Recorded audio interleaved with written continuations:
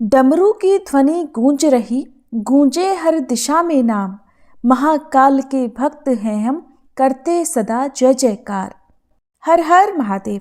आप सभी पर महादेव की कृपा सदैव बनी रहे। प्रिय श्रोताओं, आज सोमवार का दिन है, तो आज की इस वीडियो में आप सुनेंगे सोमवार व्रत की संपूर्ण कथा। पौराणिक कथा के अनुसार अमरावती नगर में एक धनी व्यापारी रहा करता था। दूर दूर तक उसका व्यापार फैला हुआ था।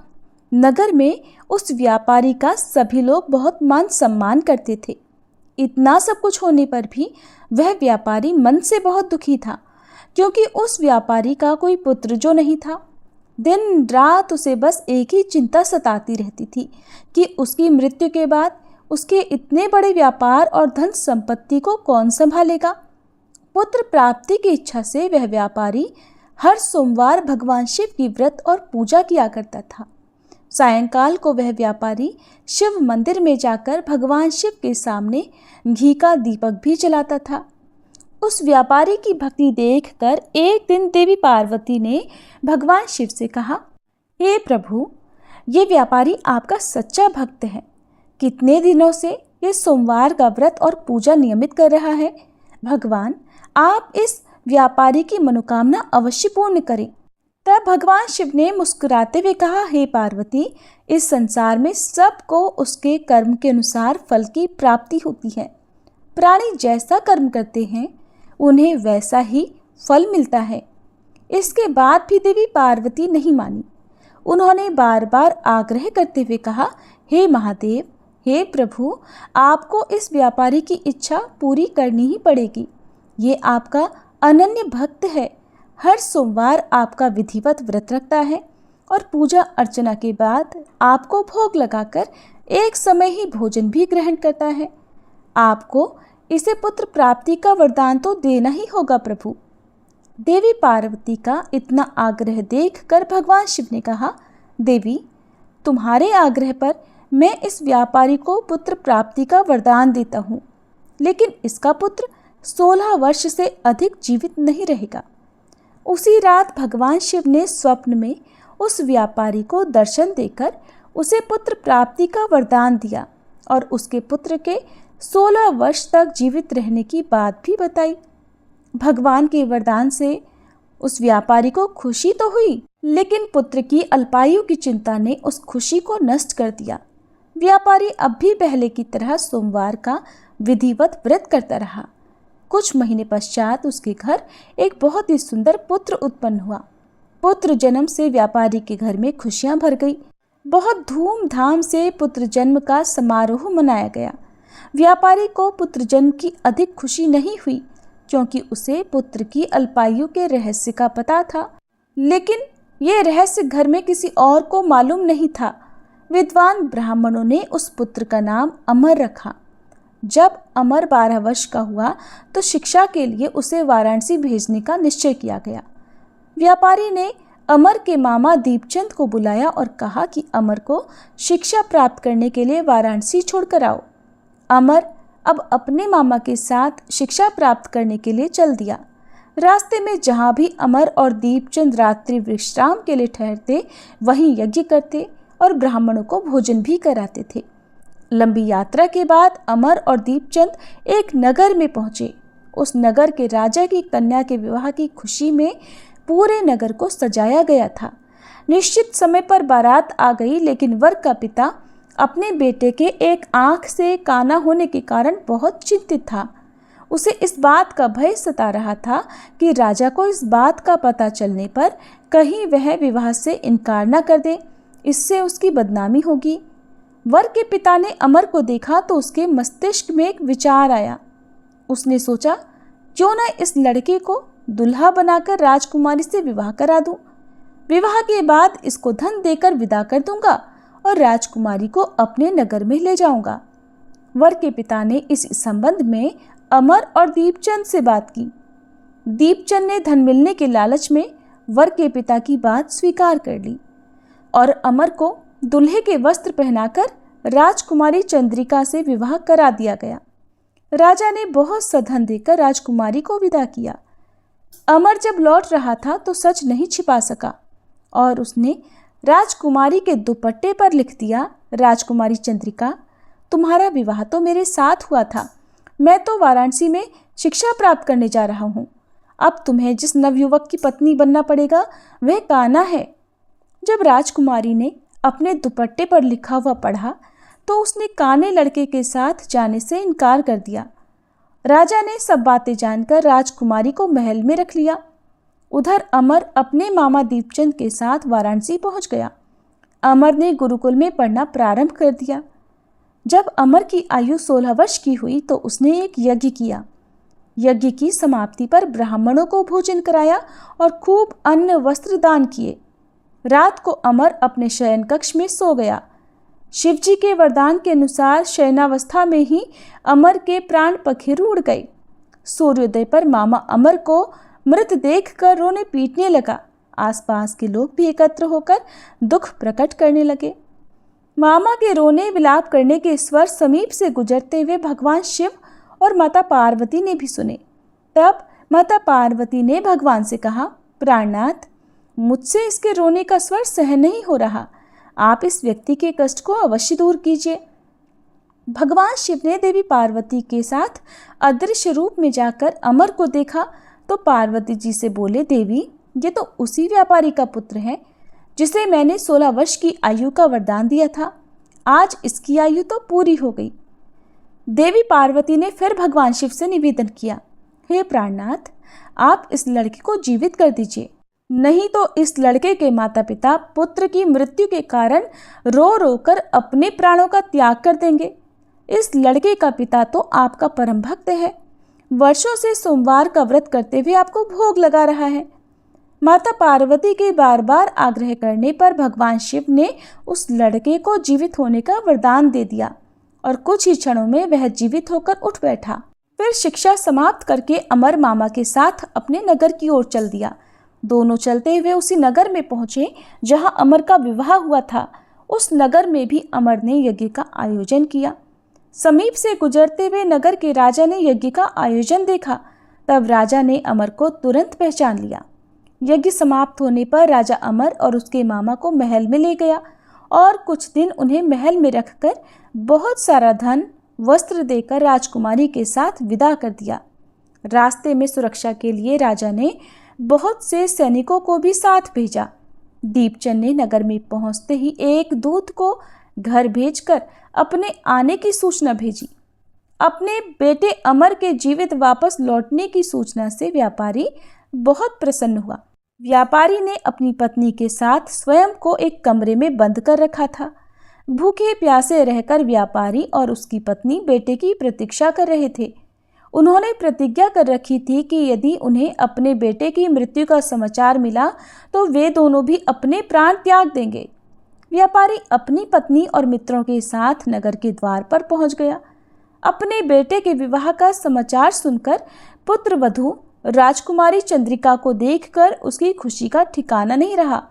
उसी रात भगवान शिव ने व्यापारी के स्वप्न में आकर कहा, हे श्रेष्ठी, मैंने तेरे सोमवार के व्रत करने और व्रत कथा सुनने से प्रसन्न होकर तेरे पुत्र को लंबी आयु प्रदान की है। ये सुनकर व्यापारी बहुत प्रसन्न हुआ। सोमवार का व्रत करने से व्यापारी के घर में खुशियां लौट आई।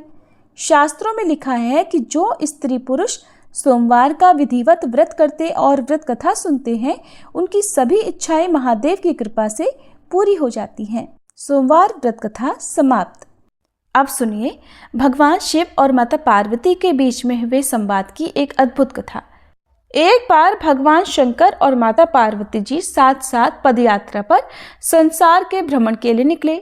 संसार में अनेक स्थानों पर घूमने के बाद एक बार देवी पार्वती जी थक गई और उन्होंने भगवान शिव से थोड़ी देर विश्राम करने के लिए कहा। भगवान शिव ने विश्राम करने के लिए हामी भर दी और फिर वे दोनों एक बड़े से पीपल के पेड़ के नीचे छांव में बैठ गए। थोड़ी ही देर बाद भगवान शिव अपनी करवट बदलकर लेट गए, लेकिन माता पार्वती की नज़रें उन चींटियों की कतार पर टिकी हुई थी जो एक जगह से दूसरी जगह पर रेंगती हुई जा रही थी। चींटियों के बीच में रास्ते में पड़ा था एक रेंगने वाला कीड़ा जिसे वे चींटियां लगातार चलते हुए काट रही थी। वह कीड़ा अपनी रक्षा करने में असमर्थ था। क्योंकि चींटियां बहुत सारी थीं और कीड़े को इस तरह चींटियों के काटने से अत्यधिक पीड़ा हो रही थी। वो अपनी रक्षा के लिए छटपटा रहा था। माता पार्वती जी ये दृश्य देखकर दुखी होने लगी। माता कैसे न कैसे करके उस कीड़े की पीड़ा मिटाना चाहती थी, लेकिन खुद करने में असमर्थ थी। तो माता ने कीड़े को इस समस्या से मुक्ति दिलाने के लिए भगवान शिव से प्रार्थना की। भगवान शिव ने जब खड़े होकर उस कीड़े को देखा तो उन्होंने देवी पार्वती को समझाया कि आप इस पर ध्यान मत दो, ये किसी पीड़ा में नहीं है बल्कि अपने कर्मों का ही फल भोग रहा है। लेकिन माता पार्वती अपने कोमल हृदय से इस कठोर और पीड़ादायी दृश्य को देखकर बहुत दुखी थी। उन्होंने फिर से भगवान शिव से उस कीड़े की पीड़ा को मिटाने के लिए लगातार प्रार्थना की, लेकिन भगवान शिव भी उन्हें यही समझाते रहे कि इस पर ध्यान मत दो, क्योंकि यह तो अपने कर्मों का फल भोग रहा है और सभी को एक न एक दिन अपने कर्मों का फल भोगना ही होता है। भगवान शिव ने इस समस्या से मुक्ति दिलाने के लिए माता पार्वती जी से वहां से कहीं दूसरे स्थान पर चलने के लिए कहा, ताकि उनका ध्यान वहां से हट सके। लेकिन माता पार्वती जी ने भी हट पकड़ रखी थी। वह कहने लगी, प्रभु, जब तक इस कीड़े की पीड़ा नहीं मिटेगी मैं यहाँ से कहीं नहीं जाऊंगी। अब भगवान शिव को देवी पार्वती जी की हट के आगे मजबूर होकर उस कीड़े की पीड़ा मिटानी पड़ी। भगवान शिव बोले, देवी ठीक है, मैं इसका कष्ट दूर कर रहा हूँ, लेकिन अगर बाद में ये कुछ गड़बड़ करे तो तुम मुझे दोष मत देना। भोलेनाथ की बात सुनकर देवी पार्वती जी कहने लगी, ठीक है प्रभु, पहले आप इसका कष्ट तो मिटाइए। फिर भगवान शिव ने अपनी शक्तियों से उस कीड़े को, राजा, चींटियों को, उसकी प्रजा और उनके लिए एक बहुत ही सुंदर नगरी बना दी, जिसमें राजा का आलीशान महल था। अब यहाँ से उस राजा की वास्तविकता शुरू होती है, जिस कारण उसे एक कीड़े के रूप में पीड़ा मिल रही थी। अब जब सब कुछ बनकर तैयार हो गया, तब भगवान शिव ने राजा से, जो पहले जन्म में कीड़ा था, उससे कहा कि भाई अब तू अपना राजपाट संभाल, हम यहाँ से चलते हैं। लेकिन राजा अपने व्यवहार से बड़ा ही घमंडी था और वह एक चरित्रहीन भी था। उसने माता पार्वती जी की ही सुंदरता पर मोहित होकर उनका ही हाथ पकड़ लिया और भगवान शिव का ये कहकर अपमान किया कि तू एक योगी, वन वन भटकने वाला एक साधारण सा ब्राह्मण, भला तेरे साथ ये सुंदर स्त्री कैसे रह सकती है? अरे इसकी जगह तो मेरे महल में है, जिसे मैं अपनी रानी बनाऊंगा। इतनी सुंदर स्त्री एक राजा की रानी ही बन सकती है, ना कि एक साधारण से योगी की, जिसे ना अपने आज का पता है ना अपने कल का। अब मेरी बात सुन और यहाँ से चुपचाप चला जा, ये तो मेरी रानी बनेगी। तब भगवान शिव ने उस राजा को, जो अपने पूर्व जन्म में कीड़ा था, समझाने की बहुत कोशिश की। भगवान बोले, ये मेरी पत्नी है, तू अपना राजपाट संभाल, तुझे तो हजारों रूपमती मिल जाएंगी। भगवान शिव ने उसे समझाने का बहुत प्रयास किया, लेकिन वह राजा था कि अपनी ही जिद पर अड़ा रहा। तब भगवान शिव कहने लगे, ठीक है राजा, तुम इसे अपनी रानी बना लो, मैं चलता हूँ। भगवान की ये बात सुनते ही माता पार्वती भगवान शिव के चरणों में गिर गईं और बोली, स्वामी, आप मुझे इस दुविधा में छोड़कर अकेले कैसे जा सकते हैं? तब भगवान शिव बोले, देवी, मैंने तो तुमसे पहले ही कहा था कि मैं इसका कष्ट मिटा दूंगा, लेकिन बाद में अगर ये कुछ गड़बड़ करता है तो तुम मुझे इसका दोष मत देना। माता पार्वती जी बोली, हे नाथ, मुझे क्षमा कीजिए, मैं कर्म सिद्धांत को नहीं पहचान सकी, लेकिन अब मैं समझ गई हूँ कि ये घमंडी और चरित्रहीन मानव अपने पिछले जन्म के कर्मों का ही फल भोग रहा था। इस क्रूर मानव ने अवश्य ही अपने जीवन में अनंत पाप किए होंगे, जिसका दंड इसे आज इस कीड़े के रूप में भुगतना पड़ रहा है। अब भगवान शिव प्रसन्न हुए कि चाहे देवी पार्वती ने हट करके ही इसका कष्ट मिटाना चाहा, परंतु अब वह कर्म सिद्धांत को समझ चुकी थी। फिर भगवान शिव ने अपनी शक्तियों से सारी परिस्थितियां पहले जैसी ही कर दी।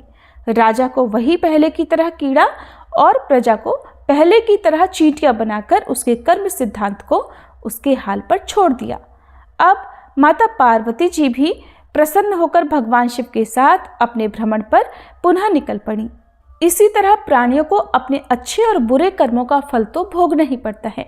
आज नहीं तो कल, कल नहीं तो परसों, और इस जन्म में नहीं तो अगले जन्म में फल तो भोगना ही होगा। प्रिय श्रोताओं, अब आपको सुनाते हैं नवग्रहों की कथा।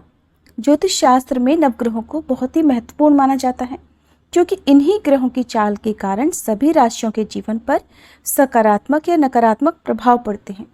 लेकिन कथा सुनाने से पहले आपको नवग्रहों के माता पिता के बारे में भी बताते हैं कि इन सभी नवग्रहों के माता पिता कौन हैं। ज्योतिष विज्ञान में ग्रह और उनकी दशा का विशेष महत्व है। ये सभी नवग्रह किसी न किसी क्षेत्र जैसे शिक्षा, ज्ञान, धन, लाभ, हानि इनका प्रतिनिधित्व करते हैं। सबसे पहले ग्रह की बात करते हैं सूर्य। सूर्य देव के पिता का नाम कश्यप है और इनकी माता अदिति हैं। पंच देवताओं में सूर्य देव का विशेष महत्व है। इनकी 2 पत्नियां हैं जिनका नाम संध्या और छाया है। शनिदेव भगवान सूर्य के पुत्र हैं और यमराज और देवी यमुना भी इनकी संतान हैं। दूसरे ग्रह हैं चंद्र ग्रह। चंद्रदेव महर्षि अत्रि के पुत्र हैं और उनकी माता का नाम अनुसुईया है। शास्त्रों के अनुसार चंद्रदेव की 27 पत्नियां हैं जो 27 नक्षत्रों का प्रतिनिधित्व करती हैं। चंद्रदेव बुध ग्रह के पिता हैं। तीसरे ग्रह है मंगल ग्रह। शास्त्रों में बताया गया है कि मंगल देव के पिता भगवान शिव हैं और भूदेवी इनकी माता हैं। मंगल पूरी तरह से ब्रह्मचारी हैं।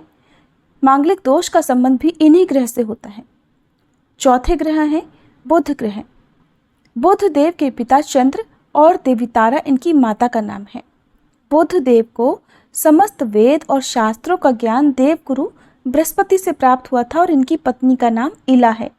चंद्र वंश का प्रारंभ भी इन्हीं से हुआ था। चौथे ग्रह हैं बृहस्पति। देवगुरु बृहस्पति के पिता महर्षि अंगिरस हैं। सुरूपा इनकी माता का नाम है और इनकी पत्नी का नाम तारा है। महाभारत काल में मुख्य भूमिका निभाने वाले गुरु द्रोणाचार्य इनके पौत्र माने जाते हैं। शास्त्रों में इन्हें देवताओं का गुरु भी बताया गया है। पांचवें ग्रह हैं शुक्र ग्रह। शुक्र देव के पिता भृगु ऋषि हैं और काव्य माता इनकी माता का नाम है। इन्हें कठिन तप के कारण भगवान शिव से मृत संजीवनी विद्या प्राप्त हुई थी। इनकी पत्नी का नाम जयंती है, जिन्हें देवराज इंद्र की पुत्री के रूप में जाना जाता है। छठे ग्रह है शनि ग्रह। शनिदेव भगवान सूर्य के पुत्र हैं और इनकी माता का नाम छाया है। लेकिन शनि का स्वभाव अपने पिता के गुणों से बिल्कुल विपरीत है। शनिदेव कर्मों के अनुसार फल प्रदान करते हैं और इनकी पत्नी का नाम धामिनी है। सातवें आठवें ग्रह के रूप में राहु और केतु को जाना जाता है, जो कि समुद्र मंथन के समय तक अमृत पान करने से पहले तक स्वरभानु था, जिसके पिता का नाम विप्रचित्त है और माता का नाम सिंहिका है।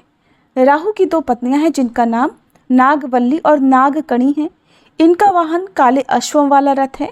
वहीं स्वरभानु दैत्य के धड़ से केतु उत्पन्न हुए थे जिनका वाहन चील है। ये तो था सभी नवग्रहों का परिचय। अब सुनिए नवग्रहों की कहानी। एक बार की बात है, किसी गांव में एक भाई बहन रहते थे। बहन का विवाह हो चुका था, तो एक दिन भाई अपनी बहन से मिलने के लिए उसकी ससुराल जा रहा था। रास्ते में भाई को एक सांप मिला और कहने लगा, मैं तुझे डसूंगा। भाई बोला, हे नाग देवता, मैंने ऐसा कौन सा अपराध किया है जो आप मुझे डसोगे? मैं तो अपने माँ बाप का एक ही पुत्र हूँ, बहन का एक ही भाई हूँ। मेरी पत्नी और मेरे बच्चे घर पर मेरा इंतज़ार कर रहे हैं। आप मुझे क्यों डसना चाहते हो?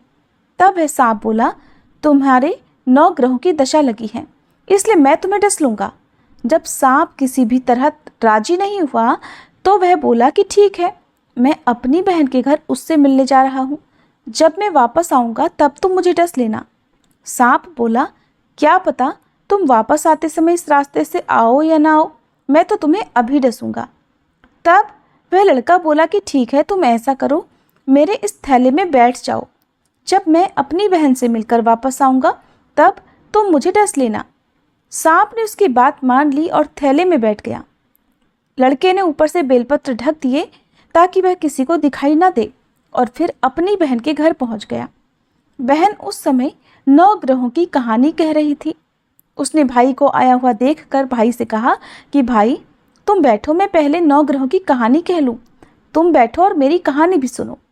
बहन ने कहानी कही, भाई ने कहानी सुनी। जीवों की, जानवर की, हाथी की, घोड़े की, कुत्ते की, बिल्ली की, भाई की, बहन की, घर के धनी की, बेटी जवाई की, देवरानी जिठानी की, सास ससुर की, संग की, सहेली की, सबके ग्रह शांत हो जाएं। घर चले 8 पग, आदमी चले 4 पग, सांप बिच्छू भंवरे सब आग में जले। ऐसे भाई को कहानी सुनाकर बहन खड़ी हो गई और भाई के पास रखे थैले को देखकर भाई से बोली, भाई थैले में क्या लाए हो? इससे पहले कि भाई कुछ कहता, उसने वह थैला उठाया और घर के अंदर ले गई। थैला खोलकर देखा तो बेलपत्र, केले और संतरे बन गए और सांप एक चमचमाता हुआ हार बन गया। जब हार पहनकर वह बहन बाहर आई तो बहन के गले में चमचमाता हार देखकर भाई बोला, बहन इतना कीमती हार तुम कहाँ से लाई हो? बहन बोली, भाई तुम ही तो लाए हो मेरे लिए। थैले में केले और संतरे के साथ हार भी तो था। भाई ने सुना तो हैरान रह गया और बोला, बहन उसमें हार नहीं बल्कि मेरी मृत्यु का सामान था। ऐसा कहकर उसने सारी बात अपनी बहन को बताई और फिर कहने लगा कि बहन ये तेरे ही 9 ग्रहों की कहानी का प्रभाव है, जो वह सांप हार बन गया। अब ये हार तू ही रख ले।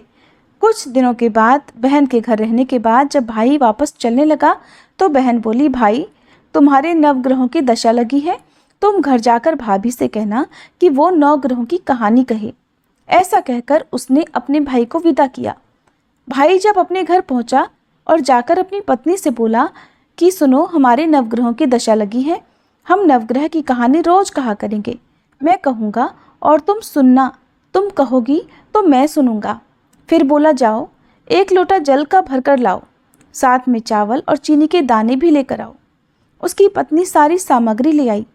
कहानी कही, जीव की, जानवर की, हाथी की, घोड़े की, कुत्ते की, बिल्ली की, देवरानी जिठानी की, सास ससुर की, घर के धनी की, बेटी जवाई की, भाई बहन की, सबके 9 ग्रह शांत हो जाइयो। घर चले 8 पग, आदमी चले 4 पग, सांप बिच्छू भंवरे सब आग में जल जाइयो।